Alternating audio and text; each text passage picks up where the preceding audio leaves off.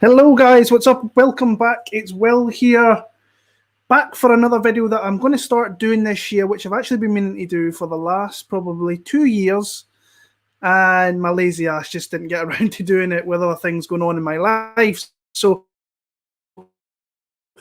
at the end of every kind of month, I'm going to be doing a betting recap of how that went wrong, where I could have done better, the choices that I made in some of the spots, and maybe some of the bets that I really wish I made from that. Now, we've had the 3 UFC events, which was pretty cool, but it's a lot of work, and I'm really happy that we're back to kind of week by week of having just one card and not having three, because I was finding myself looking ahead to other cards instead of focusing on the one that was kind of in front of me. And that's probably why I didn't start off kind of betting so much in the first card of the year. Plus, I didn't really like it from a betting perspective in saying that. So, yeah, pretty much what I am here to do is kind of talk about my bets I had for the month, and if I was in profit, if I wasn't in profit, and what can I learn kind of going forward. Because, like I say,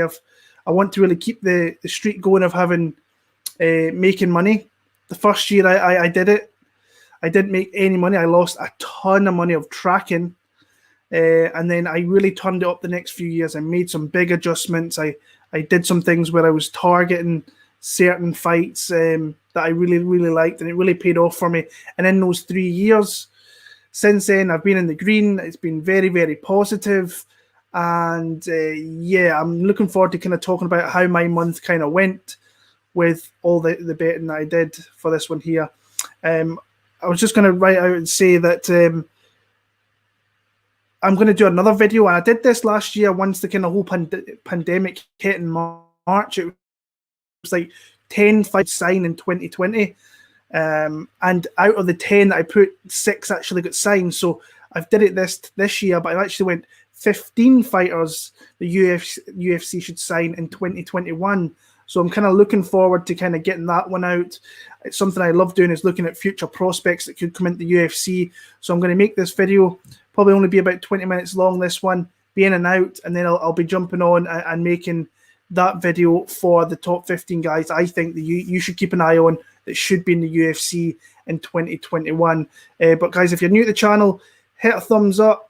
Hit the subscribe button if you haven't already. I'm going to get this Patreon thing sorted out, so where you can come support the channel even more so that than you're doing right now. So let's go and have a look at if we can share this screen, and I'll take you to Bet MMA Tips, where I obviously look at all my bets, and we'll kind of look into where we started off the year and where I kind of made a start on the year betting wise. So UFC Fight Night on ABC. This was headlined by Max Holloway against Calvin Keita, and we all know it's one of the most kind of phenomenal performances you might ever see from a fighter for a very, very long time. I don't think we'll see a performance like that this year, honestly. I think that it was an unreal performance. But the very first bet I made on the year was this parlay, which you'll see here. And I'm a parlay better, guys. I always have been. You look at my record, I've made a lot of money through parlays, but I'm not one of these guys that does big Hail Mary parlays. So, like your 4 or 5, try and find a roundabout plus money if I can. But I will take it the other way. I'll be like minus 120. I don't usually like to kind of go much more than that, no unless I'm absolutely definite on where I like the value on that card. So Austin Lingo and Carlos Felipe was that first play of the year, and it was one I really liked initially because Jacob Kilburn I was not high on. I thought he was very hittable. I thought he could be taken down. I thought it could be controlled, and it turned out he was pretty much one of all that. But the guy's got a really granite chin because he took a lot of big shots from Austin Lingo and kept himself in the fight and was always dogged and tried to keep himself in that fight there. Carlos Felipe, minus 188, I got him at. I thought he lost that fight. So I felt a little bit lucky to win that bet there personally, because I scored that for Justin Tafa live. I thought he edged it. And when I went back and watched it on the Sunday, I thought that he won it 29-28, but I can see why they gave the case for Carlos Felipe in that spot. So kind of lucky there, plus 121 for 2.43 units of profit there. Next one up. This one is annoying me a little bit because I am not a great prop better, and this was a choice between two bets. It was either Carlos Condit inside the distance, which I ended up taking and ended up losing, plus 220, or the other choice was Alessio Di Chirico, I think it was like plus 260 against Joaquin Buckley, and I picked Buckley to lose that fight. I thought that Di Chirico could have beaten him over decision, did not see a head kick knockout coming. So when that happened, I was like, I think I made the wrong choice kind of from the get-go there. I mean, Condit had his opportunity in the first round and he kind of hurt him a little bit, but not in the first round, sorry, the second round. But it never really looked like he was ever going to stop Matt Brown. So not a great bet, made the wrong choice there. Try and learn the lesson, go with the straight pick over the prop play if you can, especially when you're making more money off of it. And the third one, this I kind of left a little bit of money on the table this card. Like I only bet 5 units, which for me is just over about £600, so I'm £125 a unit. So yeah, I bet quite a bit in that one and I made a bit back, but I left money on the table by just betting Max Holloway straight. Minus 150 on that guy was optimum value. And when I think in hindsight, that should really have been the play over this one, because Max Holloway, even though he was completely dominant through every facet of the fight, he could have stopped that fight inside the first 15 minutes because he hurt Calvin a few times in spots there as well. But I took him to win, and this is one of my favourite kind of prop bets. I make this quite a lot. Wins in rounds 4, 5 or by decision. Minus 110, 2 units for a 1.82 unit holdback. Loved that bet, but like I say, I feel a little bit fortunate that it came through because the referee could have easily jumped in that third round and stopped it. But once I got to round 4, I knew that it was pretty much set in stone there. So 3.24 units to start the year. Very, very positive. Very, very happy with that because I didn't really like the card so much from a betting perspective. Moving on to the Wednesday card, UFC on ESPN 20, which was headlined by Michael Chiesa against Neil Magny. There was more betting opportunities in this card. I kind of liked Mike Davis. I really wanted to bet him, but I didn't really want to pay the juice on him because I knew that Mason Jones was a dogged guy. So that was a bet that I kind of left out there. My only straight play on that card was Dalcha, and that's one of those there. It's because I make my predictions so early, I wasn't particularly too keen in that spot.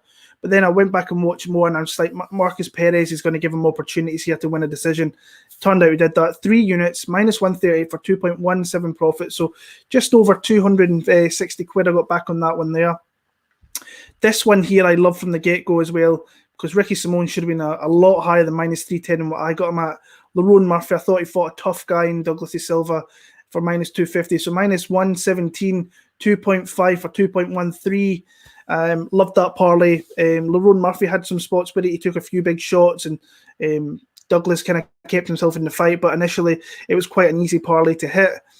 The other one that I made, this was one that I'm kind of kicking myself a little bit about because I really like this girl and I really wanted to bet her very early on when she was like in the low numbers, but I couldn't get my bookie to kind of open it up in that. So this was made late on I think it was the Tuesday night before the fights, minus 188.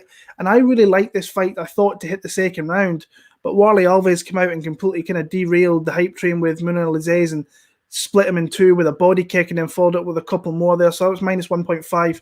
And the last play of that one there was Michael Chiesa, Neil Magny. I thought Magny, again, I thought if he could initiate, not let Chiesa initiate takedowns and really be dominant down there, I think if it was on the feet, he was going to edge rounds and then he was going to have an advantage coming into here. So took a 1.5 unit shot plus 120. Didn't play out well. So you will see 1.3 units profit there. But I was happy to come away with profit there because I did think that it could have been a tough spot with some of the bets that I did make, but I came through initially. So about 4.5 units of profit in the first two cards. And then we're moving on to UFC 250, where I made... I actually like the bets that I made in this card. I'll be honest with you, I really, really did. The only one that I didn't like was this one here, and I'll talk about that, but we'll go from the top.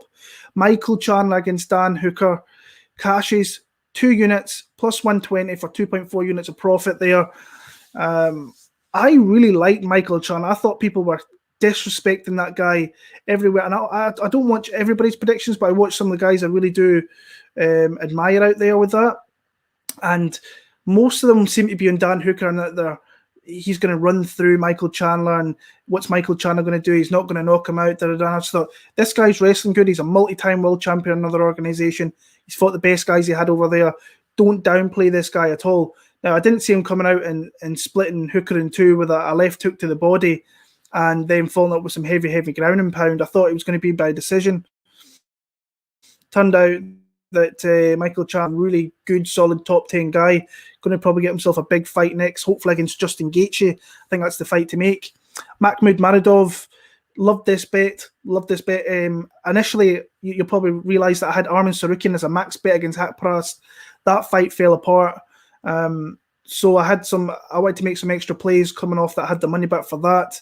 Loved Muradov in that spot, and really, as you can see here, I liked him by decision, but caught that flying knee in round number 3 and got it done there. So I nearly hit that plus 300 prop on him to win by decision. That would have been a really, really great night. That would have really sorted me out there. All the props in the world go to Brad Tavares in that fight for the simple reason that showed unbelievable takedown defense, great hips, great balance, and beat Carlos Jr. Because I thought if that fight got to the ground, Carlos Jr. was going to win it handily, but Brad Tavares fought a great fight. The one bet that I wanted to make for this card that I pussied out of pretty much was Juliana Pena via sub at plus 600. I was going to put a half unit on that on Friday night, and for some reason didn't make it. And that really ultimately kind of cost me, in my opinion, a winning night, because I was pretty confident that she could turn that fight around and get a submission at some point. And unfortunately, I just didn't bet it. And then I made a silly bet on Saturday with this one here. Not Saturday, it might have been a bit earlier. Amanda Hebas, minus 300. Conor McGregor to win in rounds 1, 2, or 3. And I was just fiending all day to make a bet on this fight in the main event. And I really shouldn't have. And like I said, all the props in the world to Dustin Poirier for that just unbelievable performance. Thought it looked like McGregor won the first round. I looked at all the judges' scorecard. They gave it to McGregor, but you can see that he was busting up McGregor, and you can take nothing away from Dustin Poirier in that spot. So minus 1.15, which is not. I'll take those kind of nights where you lose a little bit. They're not big losing nights. So ultimately, that really just kind of wipes out the profit. 3.39 units for the month of January, which I'm very, very happy about, if I'm being honest with you, to get started in that one there. Looking to just consistently go month by month through the year, and hopefully I can garner profit, but I know this betting game is really, really tough to kind of do that. I know there's a lot of good crappers out there that have had a tough start to the year. So to be in profit at this point here, to start off the year, very, very happy with that. And looking forward to kind of moving into February with this one card a week, really breaking it down, getting more fights in. I've already started on the next card. I've actually got a bet on the next card already. And I'm probably going to have another bet on this card coming up very, very soon. It looks like it's going to be an underdog card for me. I might as well tell you about the bet I've made already. So I'll go and have a look. We'll go back to that, and you will see here, Julio Arce against Timur Valiev, 1.5 units, plus 138. The betting lines came down to plus 110 on Arce, so I'm on the right side of that there, the line movement. And I'm pretty confident that the boxing can really show through here, and he can win I think it could be a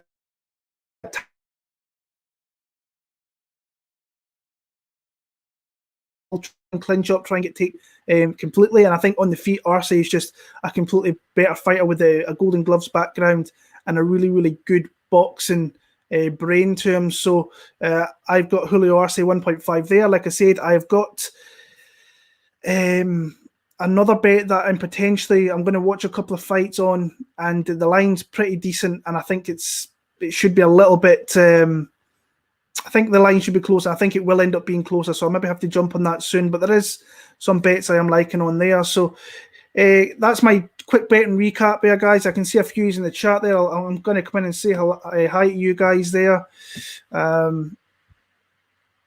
Jack Attack MMA, Big Willie, what's up? I'm good, mate. How are you? Hope you had a good weekend watching the fights. Good week.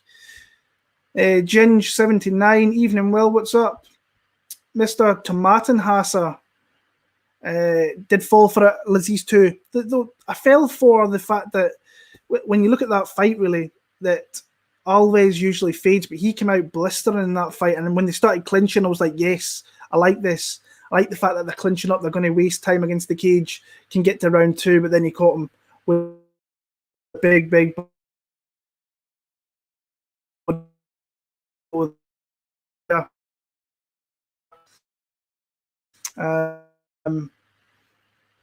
Got here. Oh, okay. What's up? Had a bad weekend. Had Roundtree, McMahon, and Hebas. Them the break. Sometimes Roundtree looked horrific, but in saying that, maybe Marcy and Pracknell really kind of. Roundtree to me looked hesitant a little bit. I thought he admired his work a little bit too much, and Pracknell was just throwing more output. And as that fight was going on, it was more in the Pracknell side. Hebas was that I was not confident in that at all, but kind of managed to talk myself into making a bet, which is stupid in my part. So yeah, I switched my pick to Pena last minute, but had a bad week regardless. Yeah, it happens sometimes, mate. This who we got. What else has been said here? You heard of this Dennis Bodnar fella that's taken on Roy Osborne? Yes, I know who he is. I keep an eye on some of those guys from the Ukraine, and I know exactly who he is. Like I say, he wasn't one of my, like, I've made a prospects list and guys that I think will be in the UFC. I did not think Bodnar would make it this year, but he's got his opportunity, so we'll see how that goes. Well, you're so cool, man. I wouldn't say cool, but I appreciate that, mate. Thank you. Silky B, I lost $20 overall last card. Good thing I made the live bet of $10 on Dustin 1 minute before the end. Hey, brother, $20 isn't that much, and you're having fun watching the fights, having a little bit of money riding on it. It's not all that bad. There's many people that had big losing weekends. There was a guy I think left 59 grand on. I remember seeing the picture of that bet, so that was rough for that dude. But he's obviously got enough money if he's out making bets like that. So, knockout opinion. What's up, Will? Big up, Will. What's up, mate? Hope you're well. I like Nico, Richard Cruz. Well, I might as well come out and say this, Richard Cruz. So the bet I've made is obviously Julio Arce. The other bet I was talking about is actually Nico Montano.